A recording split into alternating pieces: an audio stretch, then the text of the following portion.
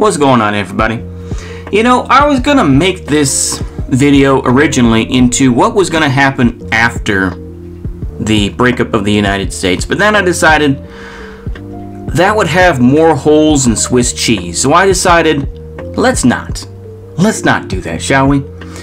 So instead I decided the reasons why the United States is gonna break up, which are much more, I think a lot of people are gonna agree with this, but I'm gonna give my assumptions and go from there. I think the biggest reason why the United States will fall apart is that simply they cannot provide the basic needs of everybody. Now you could talk about Medicare for all, yeah, or you could talk about, you know, housing or whichever the case may be, but sustaining people in the sense of, can you keep, you know, does everyone feel like they are in the same culture and that they are in the same, they're all in the same boat, so to speak, and that, yeah, there are issues, but it still feels like, you know, there's some sort of camaraderie between us. And the reality is no, we do not feel that way. We have this this sort of breakdown of society that is occurring right now. We see that the old idea of America being the shining light on the hill, that's going away. We have a country that has really, you know, run out of ideas, really. Kind of like a, I'm going to sound somewhat Reddit here, but this is kind of like a movie studio that's kind of lost its edge, that no longer cares about what they put out, you know. It's the same thing with the United States. The idea that, you know, oh, well, the Founding Fathers were great and the Constitution is the greatest thing ever, that's slowly dying. That idea is going the way of the dodo. I'm not going to sit here and praise the 1619 report or praise either the 1776 report. No.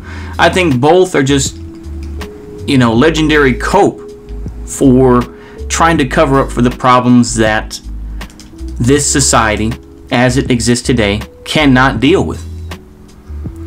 It, you know, there's a rot in this idea that the United States can rebuild as one thing. The thing is that the French, Germans, etc. were able to rebuild by being able to talk about the old system. And that while there was resistance to them, is that everyone could kind of at least agree on a few things. The United States does not have that. We are reaching a point where nobody agrees on anything. Now, like I say, this is a repeat of what a lot of people say. But we cannot agree on a history. We cannot agree on a who did what. You know, this person actually did it, or, you know, it was all up to these folks who did it. And so you have this idea where we can't even decide who started the system and who helped change the system for the better. You know, people say, oh, the Union Army liberated, you know, the slaves. Other people are going to say, oh, well, actually, that started with John Brown, though. And then and then Lincoln just, you know, appropriated it. And I'm sure there are people who say that. But that is the system that we are under today.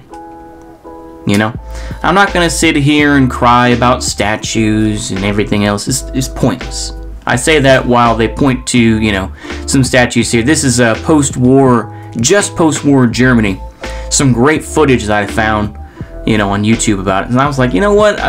That was my original idea, was to make this, you know, reconstruction of the U.S. But I decided, to hell with that nonsense. So I'm not going to do that. But it does serve the purpose of what will have to occur in the U.S.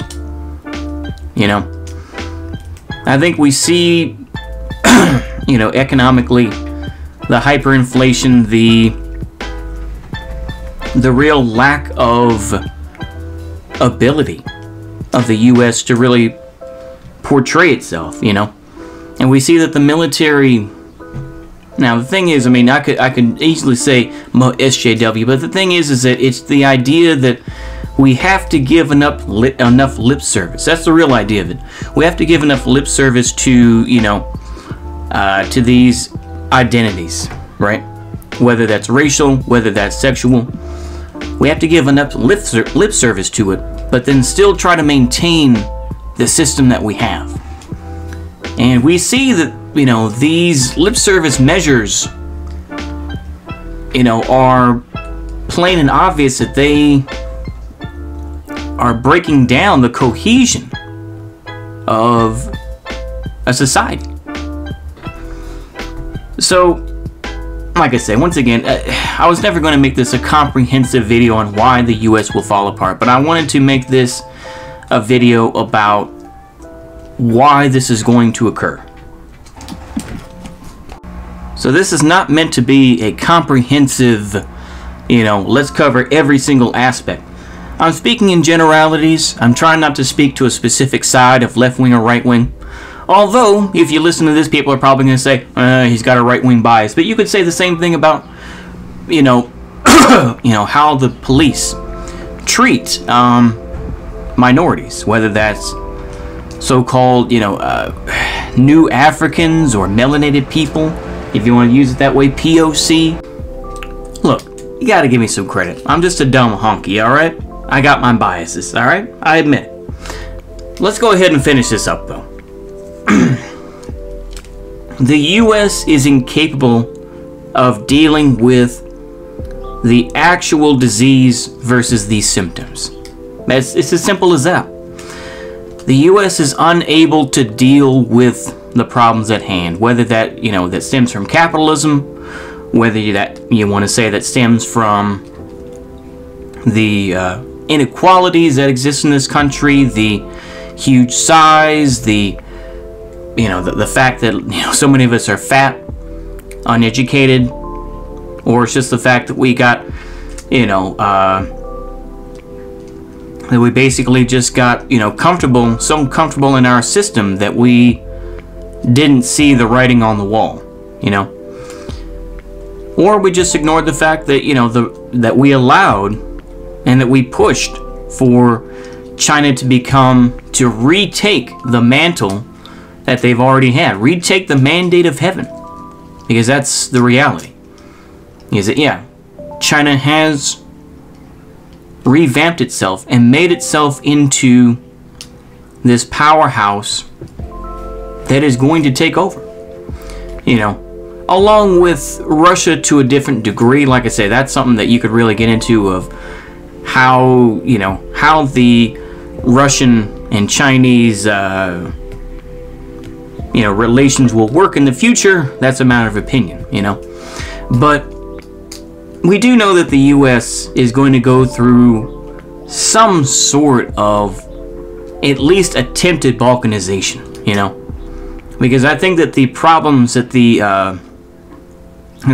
are not something that are universal across all states, in my opinion.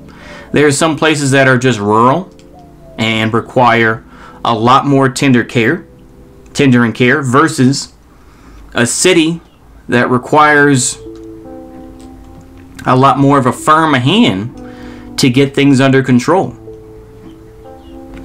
Now, of course, I don't think that's going to happen.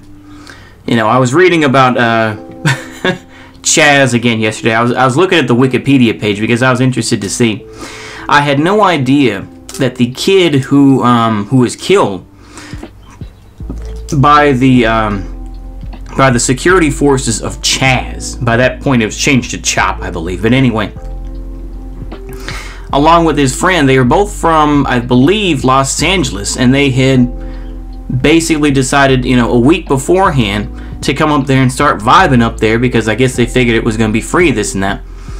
And it turned out that, apart from the eyewitness who said, they're not Bloods, and they were all wearing all red, this and that, and they, like I say, that's not a mark on their character. I'm just saying that as an off point, because I think it's interesting to point out, I think that it goes to show that this country is going to have to really confront its issues if it is going to survive. And I don't think that anybody has the cojones to do that. I really don't. Joe Biden is not. Some future AOC as president is not, potentially. Not some Ron DeSantis that a lot of MAGA-pedes want to push for as the next president. Not some Nikki Haley. None of these folks have the cojones to really take on the internal issues which are essential. The geopolitical stuff, basically, as we have seen with Joe Biden, at least, we're basically leaving it out of our hands. And, will there be a reversal when somebody else gets elected? Because I doubt Joe Biden is going to make it to a second term. A lot of folks have said that, but it's just a matter of what's going to occur after that. And everyone's, like I said, I think people are very concerned because they know that this country is not what it was. And really, I've spoken in a lot of vague generalities here, but I think it's important to talk about these things and bring them to light to show this is what it is. This is what it's about. Deep down, I'll be honest with you, deep down, I wish the United States would still hold together as it is. But I know that it cannot. Whether you want to talk about the stripping of the third world, if we want to put it that way. Don't worry, I'm not going to be a third worldist, don't worry. Or just the way, we're trying to be inclusive today, even though we really aren't. These are issues that are all coming to a head. And that people have gained enough strength in this system to say, we have alternatives. And everybody right now is saying, we have an alternative. We have a better idea about what to do for the rest of the United States. And the fact is that other people are going to say, no, you don't. We're not going to let you do that. How about you fuck off? It's as simple as that. It's as simple as that, where you get even the mildest sort of Trotskyists, people like Kshama Sawant up there in Seattle, right? Kshama Sawant is a Trotskyist. Look her up. The fact is that you didn't see her down there, did you?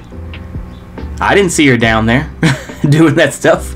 Trying to help out with Chaz, this and that, as far as I know. Yeah, they helped to talk shit about Mayor Durkin, but still. The fact is that any sort of mild socialism or mild DSA stuff is going to cause more problems. And people are going to see that as full-on, like, Soviet Union sort of socialism. But that's ignorant, boomer, conservative, libertarian type stuff. Oh, socialism is coming about! We gotta fight it! And so you're going to get, not something exactly like the Freikorps, but you're going to get a lot of military officers and, NCOs and whatnot who are going to start militias. And it's just going to be like it was in the 1970s and 80s, where, a lot of Vietnam veterans or whatever felt that the country was changing. So you have the militia movement, which died out in the 90s because a lot of people were arrested, and now, since they were all boomers and whatnot, they were afraid of being arrested and everything else like that. I still love my country, but, I think pretty soon is that now people are starting to say, we don't even care about this country. This country doesn't represent us anymore. And I know that, like I said, that's a wig-nap point, but nonetheless, that is the attitude that exists.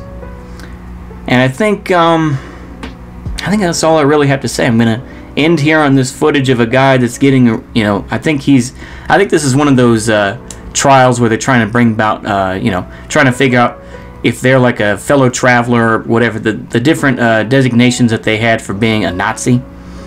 So they're trying to figure out, what level of, can they walk around in society? Can we use these folks, or are they too toxic for us to deal with, But anyway, I think I've said my piece on that. Hopefully y'all enjoy this. Please give your comments and anything that I missed, any sort of, aspect that you think I missed about this video, please make a comment in there. And I hope y'all enjoyed the rest of the content. See you later, and goodbye.